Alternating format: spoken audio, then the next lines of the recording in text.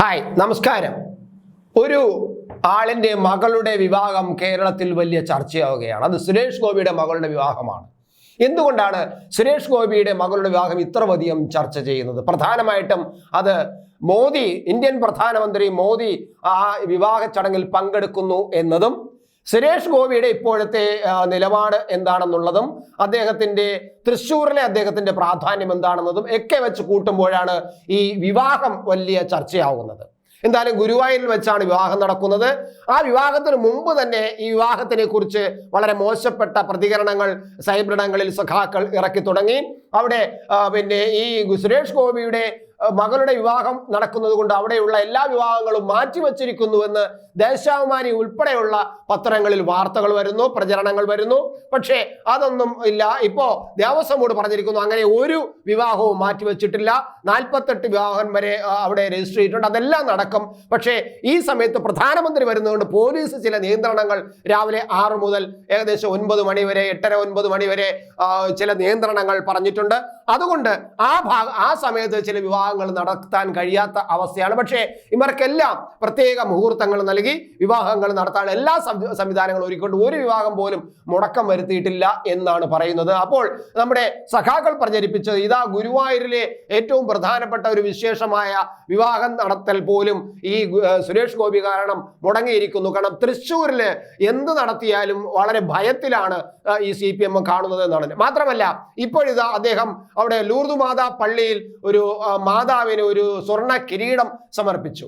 ആ സ്വർണ്ണ കിരീടം ഒരു ഏകദേശം 5 പവൻ ഒക്കെ തൂക്കം വരുന്ന ഒരു സ്വർണ്ണ കിരീടമാണ് സുരേഷ് ഗോപി മകളുടെ വിവാഹവുമായി ബന്ധപ്പെട്ട് മാതാവിന്റെ അനുഗ്രഹം മകൾക്ക് ഉണ്ടാകണം എന്ന ആഗ്രഹത്തിലാണ് അദ്ദേഹം അങ്ങനെ ഒരു കിരീടം സമർപ്പിച്ചത്.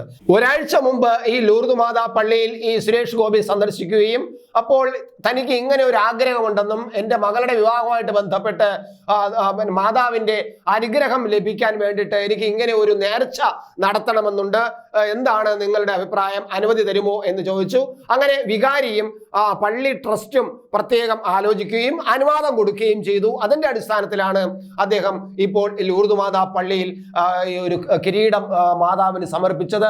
ഇപ്പോഴിത് അത് വല്ലാത്ത പ്രശ്നമുണ്ടാക്കും. കാരണം അത് തൃശ്ശൂരിലെ ലൂർദ് മാതാ പള്ളിയിൽ, ക്രിസ്ത്യൻ പള്ളിയിൽ സുരേഷ് ഗോപി മകളുടെ വിവാഹവുമായിട്ട് ബന്ധപ്പെട്ട് ഒരു നേർച്ച നടത്തിയെന്ന് പറഞ്ഞാൽ അതിൽ രാഷ്ട്രീയം ഉണ്ട് എന്ന് മനസ്സിലാക്കിക്കൊണ്ട്, അതിൽ ചില ലക്ഷ്യങ്ങളുണ്ട് എന്ന് മനസ്സിലാക്കിക്കൊണ്ടായിരിക്കണം ഇപ്പോൾ സഖാക്കൾ അതിനെ എങ്ങനെ കുറ്റപ്പെടുത്താം എന്ന് കാത്തിരിക്കുമ്പോഴാണ് ആ കിരീടം ഏകദേശം കുറെ നേരം ആ തലയിലിരിക്കുകയും അത് എന്തോ ഒരു ചെറിയ തരത്തിൽ അതൊന്ന് ചലനം വരികയാണ്, ചെറുതായിട്ടൊന്ന് തലയിൽ നിന്ന് മാറുകയും ചെയ്തു. ഉടനെ ഇതാ വരുന്നു, കണ്ട സുരേഷ് ഗോപി മാതാവിന് സമർപ്പിച്ച കിരീടം മാതാവ് സ്വീകരിച്ചില്ല, മാതാവിന് ഇഷ്ടപ്പെട്ടില്ല, മാതാവ് എടുത്ത് ദൂരെ എറിഞ്ഞു, തലയിൽ സ്വീകരിച്ചില്ല എന്നൊക്കെ പറഞ്ഞുകൊണ്ടാണ് സഖാക്കൾ ഇപ്പൊ പ്രചരണം നടത്തുന്നത്.